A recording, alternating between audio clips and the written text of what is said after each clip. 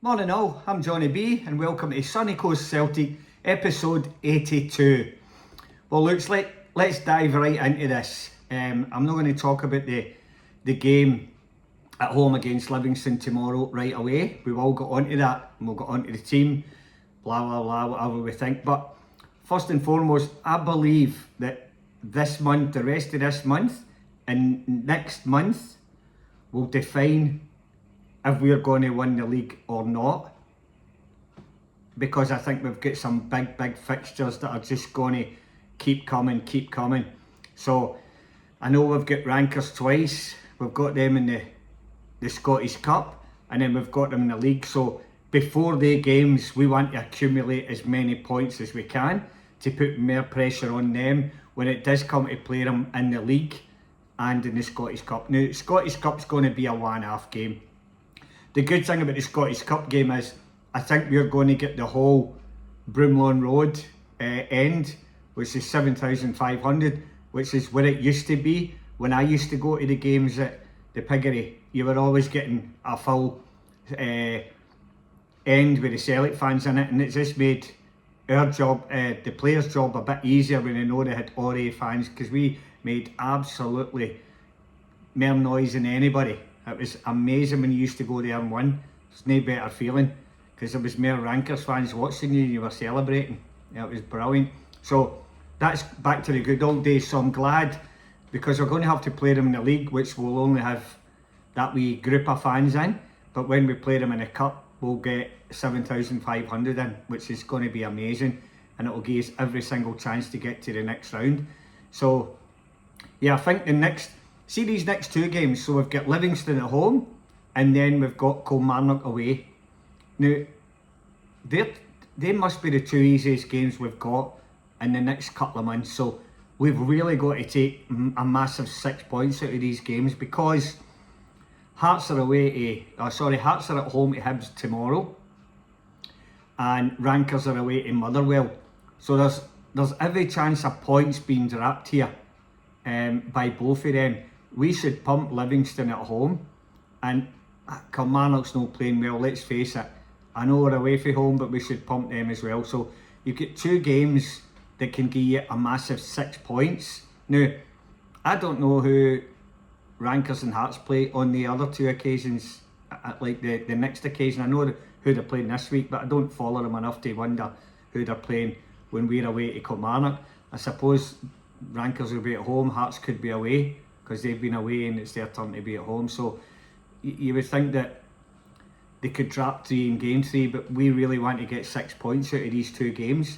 So as much as the next games are harder after that, because then we've got Stuttgart, and then we've got Rankers in the league, and then it's just pandemonium for the next few weeks. So we've got to get these two games in the bag. Look, I was thinking the other day about players that don't want to be there. Now, last season, Dyson Maeda was scoring goals for fun. He was energetic, he was all over the place. You can just see he's dropped a notch, and his head's no in it anymore. I'd love to see him waking up one morning going, you know what, just to the end of this season I'm going to go the way I did the last season and the season before. And the Celtic fans loved him. And this is the issue we have when players went away. So if we'd have let Maeda go last summer and got somebody else in, he would have left Parkhead an absolute legend. We'd have went, how good was he? But this season we're starting to doubt him, because his head's no in it, and we're keeping him at a club where he doesn't want to be in it any longer. And I'm not saying he doesn't like Celtic, he just doesn't want to be there anymore. He wants to try somewhere else. So we're sort of it's like going to your own work in the morning. You don't like the people about you, you don't like the atmosphere, you want away, but they're saying, nah, you need to stay. And you go into work every morning, your fucking knuckles are trailing along the ground because you don't want to be there. And that's exactly how I feel he's looking at the moment. And Rio Hatate's the same. Rio Hatate used to be the happiest wee guy. He would pick people up and all that when he kicked them. Now he's raging when he comes off. Now their heads aren't in it. You can tell they two boys just went away. We've got enough players in that squad to just let them go in the summer. We should have let them go before this, but the stupid board wouldn't get any more players in. So if we'd have let them go, we'd have been sitting there with 2 empty fucking seats in the dressing room again. And this is the issue. So the board are causing chaos for the fans, the club, and the players themselves. Now I'm telling you right now, the other players must be in the changing room going, well, he doesn't really want to be here. So their head goes down and all. Every Celtic player, when they put on that jersey, should walk out of that park, onto the park and go, this is just an absolute fucking privilege to play here. Absolute privilege. The amount of Celtic fans that would love to walk onto that, they would give everything for Celtic.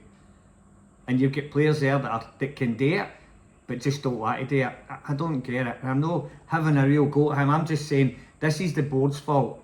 He should have been gone when he wanted to go, because you let Ida go, you let Kuhn go, do you know what I mean? You let all these other players go, Keogh go, and Maeda's probably that much of a gentleman, he's fucking held on to him. The poor guy was wanting to go, and we might have got somebody else in the door, who knows? Because he would have been a big miss with him and Keogh going.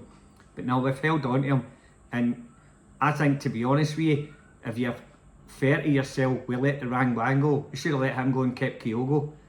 It's just one of these things, but we'll never learn with our mistakes, because we never have, and we're never going to, are we? So that's on the sign. It's poor Engels, you got to feel for him. Is he thinking to himself, I could have made a bit of money there going, I know Nottingham Forest are shite, I know they'll probably get relegated, but that was a good move for him because of the money. We're saying Celtic's a massive club, but we're not going anywhere. No, with this board. So unless the board, everybody's decided to say to him, hey, please stay, we're getting rid of the board, we're getting a really good manager in, and you'll be a better player. We might sell him in the summer for 35 million. I don't know. But maybe we're holding him back as well. You can't be holding players back that don't want to be there anymore. So that's just my thoughts on signings and people who want out the door. I think we've got the best squad on paper in Scotland, but we don't play on paper. I get that. I just think we've got a better squad than everybody else. We've got better subs than everybody else. We just need to put it together. Now, we've been shit all season, and we've kind of got through games. All we need to do for the next 3 or 4 months is be at our best. Everybody pull up their socks, roll their sleeves up, and let's get into this. We can't be floundering about. These Kilmarnock games, Livingstone games, even that Dundee game on Saturday, we got to go out there and fucking put a marker down. And we never done it against Dundee. We've got to do it against Livingstone, or we're just going to fucking throw this league away. We've got to start now. And I believe we will, because I think the other teams that are above us will drop points. Now, if Hearts won against Hibs and Rankers beat Motherwell, puts a wee bit more pressure on us, even if we do win. So we've got to make sure we just rattle a few goals in, because the goal difference is going up everywhere. We need to make sure. A couple of seasons ago we were scoring 5 and 6 every game. Now we're fucking struggling to score 2. I don't get it, because we're a decent side going forward. We just aren't getting into the right places at the right time. I think the big guy will score a peach load of goals now. You've got Kelechi coming back, so we've got.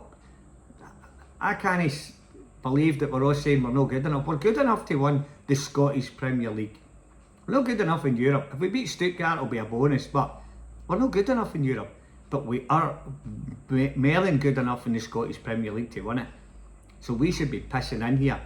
By the next 6 or 8 weeks, I want to say to myself, right, okay, we're top of the league, we ain't getting caught. We don't want to be second, or we don't want to be joint second or third. We need to be top in the next few weeks.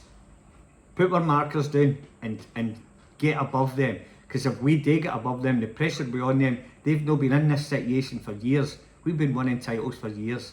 We know how to do it. We just need to win it the hard way this year, which is really stupid, because we threw it away. We were well ahead and we threw it away. Anyway, let's get on to the team for the Livingstone game. Now, I think he's got to go back to basics. We've got to get points on the board and goals in the net. You know, we can't be afford to be trying players out. I know it's Livingstone, but fuck me. We need to get 3 up at half time, then we can piss about, you know. So I've got a funny feeling he'll bring Schmeichel back in. Stanisal never done anything wrong. He couldn't have saved that. Schmeichel wouldn't have saved it either. He wouldn't have saved that shot. No, a lot of keepers would have. It was a peachy shot with the boy. So I think Schmeichel will come back in. Arajo, he'll be right back. Kieran Tierney, who I thought was really good. And see when Sriracha came on, I thought he just gave us that wee bit edge and all against Dundee. He was good, Sriracha, but I think Kieran will come back in if he's fit. If he doesn't, it'll be a straight swap with Sriracha and he's just as good. So, that'll be our left and right back. In the middle, it'll be Scales and Trusty. Can't see them throwing the new boy in. I know it's Livingstone, but we got to get momentum here. We got to get wins and we got to defend well. That'll be the back four. In the midfield, it'll be Callum McGregor, Nygren, and Engels. It's got to start with that. That's the midfield you want, and we're flying in all cylinders. That's what we want. If it was me, because Benji, he gets the goals. Engels, dead balls, corners, free kicks, and he's generally getting torn in a wee bit now. He's getting a wee bit of fight, so he's got to be in there. And we all know what Calmac is. He's just a genius when he's on his game. So hopefully that's the three. Now up front, it'll be Big TC. Now I'm still getting used to saying different names. As I said before, we used to sign Smiths and bloody Whites and Browns and everything else. Now it's names that we're all struggling with unless you get used to them. So Big TC will be up front. I think he'll go back to Yang on the right, which I think he should, because Yang was like a fish out of water on the other side. And I think he needs to go with Tenecti on the left, because he's electric when he plays, and we've got to get goals, and that will give him confidence, I believe, against Livingstone. All the new boys could be on the bench. I don't know, is he going to start Oxlade-Chamberlain? No, I don't think so, because I really don't know. He could start him in place of Engels, or, you know, just sitting in front of Engels, but that means you'd need to drop one of your wide players. So I really don't know. I think he's just got to get the rhythm of the team going, and maybe a bit of 2 or 3 goals up at half time, and then bring these players on as experiments when you know the game's already won, and then maybe try something new. So got a funny feeling that's how he'll go. I don't know, you never know with Martin. He usually likes to stick to what he knows, but he might have seen something at training over the last 3 or 4 days that he went, nah, he needs to play. We don't get that kind of information until the day play. So, but just a hats off to the backroom staff who managed to get the team right with the substitutions to get us over the line with Dundee and get us into the next round. Now I did say, if you watch it back, I wanted rankers in the next round, so we got them. Didn't want them at Ibrox, I wanted them at Parkhead, but I suppose it's done and dusted now. If you're going to win the cup, you're going to have to beat them, and it's better we knock them out than them getting through against Dunfermline or whoever else is left in it, Partick Thistle or St Mirren or something. So yeah, it's up to us to knock them out. We sit in our chair going, I hope they get beat, well we've got the chance to beat them. Knock them out, and that means they've got nothing to play for, well, the league, but we'll win the league with the players that we've got. So anyway, I'll leave you with that thought. Now, I'm up to 187 subscribers. I'd love to hit 200 by the end of the month. It's not 200,000, it's just 200. So if you're watching it, getting a lot of people watching but no enough subscribing. Hit the like, subscribe, comment if you like, and that'll be all the better for me. Just means I get more people watching me. I don't know why. Anyway, have a great couple of days, and I'll talk to you after the Livy game. Hail, hail.